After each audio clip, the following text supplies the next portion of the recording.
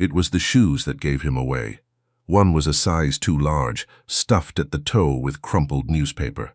The other had a hole at the heel so worn through that Thomas could see the pale skin of the boy's foot moving against the wet pavement. And that detail, those two mismatched, broken-down shoes, was what unraveled everything.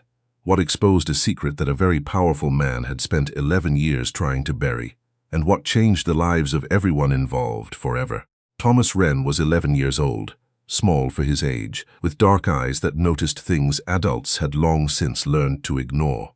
He lived with his grandmother, Nora, in a narrow house at the edge of Clover Beach, Florida. The kind of neighborhood that tourists drove through without slowing down. Nora was 68 and had bad knees and a cough that had settled in her chest the previous winter and never quite left. She worked Tuesdays and Fridays at the laundromat on Pelican Street, folding other people's clothes with hands that had gone stiff with arthritis. On the other days, Thomas helped. He sold fish, not in any official capacity. He had no license, no booth, no scale with a proper stamp. What he had was a beat-up red wagon, a cooler his grandmother had found at a yard sale, and a stretch of beach where the early morning fishermen sometimes sold their extra catch for cash before the sun got too high.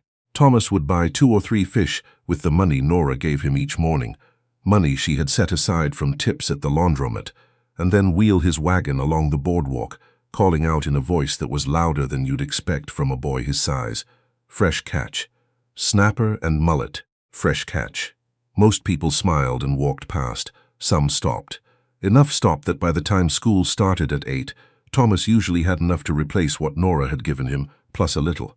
Not much, but a little. It was on one of those mornings, a Tuesday in late October, the kind where the Gulf air still held the ghost of summer, but the light had gone thin and pale, that Thomas found the briefcase. He almost didn't see it. The tide had pushed it into the gap between 2 concrete pylons beneath the South Pier, half buried in wet sand and brown seagrass. It might have been a piece of old equipment, or a broken cooler, or just more of the junk that washed up after storm season. But the brass latch caught the light in a particular way, and Thomas stopped his wagon and looked closer. It was a hard-shell briefcase, expensive, even Thomas could tell that, the kind he'd seen in movies, carried by men in suits stepping out of cars. The leather was soaked through, salt darkened, but the frame was solid. One latch had popped open from the water pressure. The other was still locked. Thomas stood there for a long moment. He thought about Nora's cough. He thought about the electric bill she'd shown him last week, folded into fourths the way she always folded things that worried her. He thought about the shoes on his feet, which were 2 sizes too small and left red marks on his toes by afternoon. Then he carried the briefcase back to his wagon, set it on top of the cooler, and wheeled it to school. He didn't open it. That felt important to him, though he couldn't have explained exactly why. Something about the locked latch, the way the case had a name engraved on a small plate near the handle, 2 initials and a last name, E.H. Calloway, made him feel that whatever was inside wasn't his to look at, not yet, maybe not ever. He told his teacher, Mrs. Adkins, during morning break. She brought him to the principal's office. The principal called the non-emergency police line, and that afternoon a young officer named Davis came to the school and took the briefcase and wrote Thomas's name in a small notebook and told him he'd done the right thing. Thomas nodded and walked home. He didn't think much more about it. Things like this didn't tend to go anywhere in his experience. Found objects disappeared into offices, into systems, into places that had nothing to do with a boy on a beach with a red wagon. He went home and made soup from a can and sat with Nora while she watched the evening news, her feet up on the footstool he'd built for her last Christmas from 2 pieces of pine he'd sanded smooth in the school woodshop. 3 days later, a black car he'd never seen before was parked in front of the house. The man sitting in Nora's living room was not what Thomas expected. He had expected someone official, a police officer maybe, or a city worker with a clipboard. What he got was a man in his late 50s, tall, broad-shouldered, with silver hair that was cut very precisely, and a suit jacket that probably cost more than Nora's monthly rent. He was sitting on the edge of the sofa with his elbows on his knees, and he looked deeply, genuinely uncomfortable, not in the way that rich people sometimes looked uncomfortable in poor people's houses, but in a different way. Like a man who had rehearsed something and was no longer sure of his lines. "Thomas," Nora said, and her voice was careful in the way it got when she was trying to read a situation before committing to a feeling. "This is Mr. Elliot Calloway. He says the briefcase was his." The man stood. He was even taller than he'd seemed sitting down. "I want to thank you," he said. "What you did, turning that in, that took integrity, real integrity. I've met grown men who wouldn't have done what you did." Thomas looked at him steadily. "What was in it?" Elliot Calloway glanced at Nora, then back at the boy. Something shifted in his expression, something Thomas couldn't read, but that felt heavy. "Documents," the man said, "and a drive, information about my company. If the wrong people had found it," he stopped, started again. "It would have been very damaging. To a lot of people." "Okay," Thomas said. There was a pause. Nora offered coffee. Elliot said yes, and Thomas watched the man sit back down and noticed that he was looking around the room in a slow, careful way. Not the way people looked at a room when they were judging it, but the way people looked at a room when they were trying to memorize it. That seemed strange. Elliot had brought an envelope. Inside was a check, not a small one. He had also spoken to someone at the county about Thomas's situation, he said, and there was a fund. A private one, not a charity, he was careful to say, not charity, that could cover Nora's medical expenses through the end of the year and help with the house. Nora sat very still when she heard the number. Thomas watched her press her lips together the way she did when she was trying not to cry. "You don't have to do this," she said quietly. "I know," Elliot said. But he wasn't finished. He came back the following Saturday and the one after that. He brought things each time. Groceries the first week, in paper bags that were too nice for groceries.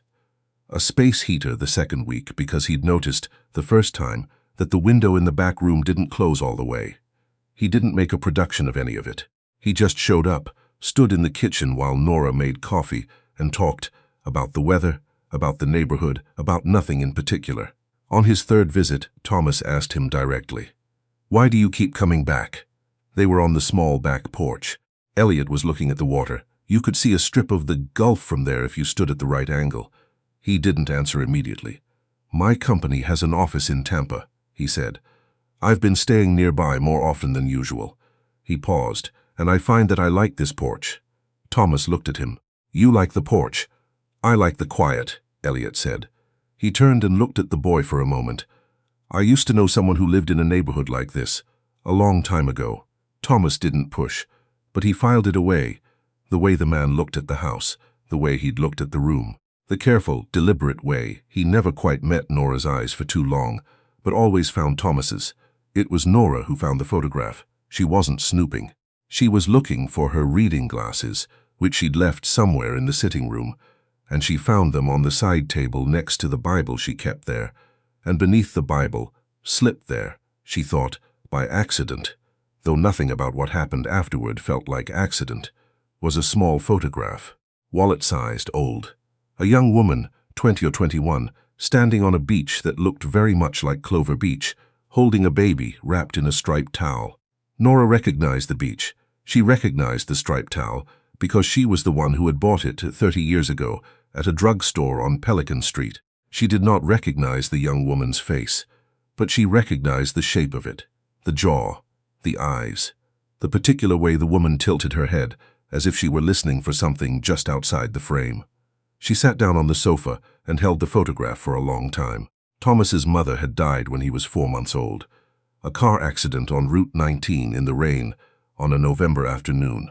Nora had driven up from Clover Beach to Tampa to identify her daughter, and she had brought the baby home in a car seat borrowed from a neighbor, and she had raised him as her own. She had never spoken much about Thomas's father, because she didn't know much. Her daughter had been young, there had been a man. He was gone before Thomas was born. That was all she had, and for 11 years it had been enough. It wasn't enough anymore. When Elliot came the following Saturday, Nora set 2 mugs of coffee on the kitchen table and put the photograph between them. She didn't say anything. She just watched his face. It took him only a second. 1 second of ordinary expression, and then something cracked open in it, not in a dramatic way, not in the way of movies, but in the way of real things breaking quietly and with great force. He sat down. "Her name was Caroline," he said after a long time. His voice was careful in the way of a man who had learned, at great cost, how to keep his voice careful. "We were together for about a year. I was not a good person then. I was building something. I was always building something. And she was. He stopped. She tried to tell me. I didn't listen. And then she was gone, and by the time I understood what I'd lost, I couldn't find her. I looked. For years. He looked at his hands. I didn't know about the boy. Do you know now? Nora said. He looked up. He looks like her, Elliot said softly. The eyes, the way he holds himself. I knew. I've known since the first time I came to this house. I didn't know how to say it. I didn't know if I had the right. Nora was quiet for a moment. Outside they could hear Thomas in the backyard, talking to the neighbor's dog through the fence, the easy one-sided conversation of a boy who was comfortable with small creatures. You don't get to decide that alone, Nora said finally. He's the one who gets to decide that. Elliot nodded. I know, and you should know something about him before you say a word, she continued, her voice steady, her eyes on the man across her table. That boy has worked every morning since he was 8 years old to help this family. He's never complained. He's never felt sorry for himself. He found your briefcase with more money in that drive than he'll see in his lifetime, and his first thought was to return it. Not because someone told him to. Because that's who he is. That is his character. She folded her hands. Whatever you are to him, whatever you want to be, you are going to have to be worthy of that. Do you understand me? Elliot Calloway, who ran 3 companies and employed 4,000 people, and had sat across the table from senators and CEOs and people who scared other people just by walking into a room, nodded like a boy being spoken to by his grandmother. Yes, ma'am, he said. Thomas found out on a Sunday. Nora told him herself, in the kitchen after breakfast, with the window open and the sound of the neighbor's lawnmower somewhere in the distance. She told him plainly, the way she'd always told him hard things, without softening them so much that they stopped being true. She told him about Caroline, about Elliot, about the photograph, and what Elliot had said. Thomas listened. He didn't interrupt. When she finished, he was quiet for a while. He knew, he said finally. When he came here, he already knew. Yes, why didn't he just say so? Nora was quiet for a moment. Sometimes people don't know how to begin a thing they've been putting off for a long time. Sometimes they need a little time to find their courage. Thomas thought about this. He thought about the way Elliot had looked at the room, the porch, the strip of gulf visible from the back of the house. Does he want to? He stopped. Tried again. What does he want? He wants to know you, Nora said. What comes after that is up to you. Thomas met with Elliot the following Saturday. They sat on the back porch like before, but this time the pretense was gone. Elliot answered every question Thomas asked, and Thomas asked a lot of them. Careful, precise questions that made Elliot feel, more than once, that he was being interviewed by someone who was deciding something important. Which he was. Did you love her, Thomas asked, meaning his mother. I didn't know how to then, Elliot said. I think I'm a different person now. I can't prove that to you. I can only try to show it. He paused. I know that's not a satisfying answer. It's an honest one, Thomas said. Over the following months, things changed slowly in the way that real things change. Elliot set up a proper trust for Thomas's education. He arranged for Nora to see a specialist in Tampa for her lungs, and the specialist found what the local clinic had missed, something treatable, once they caught it. Nora came home from that appointment looking lighter than she had in years, as if she'd put down something heavy and left it at the doctor's office. Elliot did not try to move Thomas out of the house, or enroll him in a different school, or alter the life the boy had built with his grandmother. He asked before doing anything. He made mistakes sometimes, moved too fast, offered too much, and had to be told gently but clearly to slow down. He accepted this. He was learning. What he did do was show up. Every Saturday, and sometimes on Wednesdays. He fixed the window in the back room that had never closed properly. He sat on the porch with Thomas, and sometimes they talked and sometimes they didn't, and both kinds of visit felt like something. On a morning in March, Thomas went to the beach before school, the way he always did. He had his wagon. He had his cooler. The early sun was coming flat across the water, turning everything pale gold, and the beach was almost empty except for 2 pelicans standing at the water's edge, absolutely still, like they owned the place. He wasn't selling fish because he had to anymore. He was selling fish because he liked it. The early morning quiet, the routine, the way the fisherman knew his name now and saved the good mullet for him. Because it was his, and it was his grandmother's, and it was the shape of the life they had made. He heard footsteps behind him and turned.